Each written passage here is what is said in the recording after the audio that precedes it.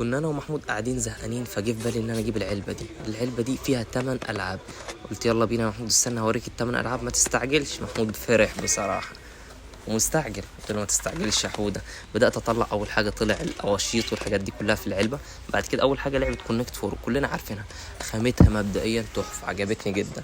ده كله لسه ما اشتركتش، انزل اشترك وسمعني دوست اللايك الجميل.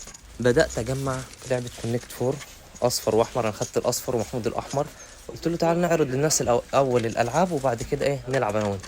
محمود فرحان خالص بصراحه، باين على وشه السعاده. اوكي. بعد كده لقيت اللعبه دي لعبه السلم والتعبان طبعا، وجاي معاها الزهر بتاعها، وجاي ممكن 4 اشخاص يلعبوها، من شخصين ل4. اوكي. بدات اهو الزهر بتاعها، لعبت، جه 6 طبعا حريف فيها. اوكي.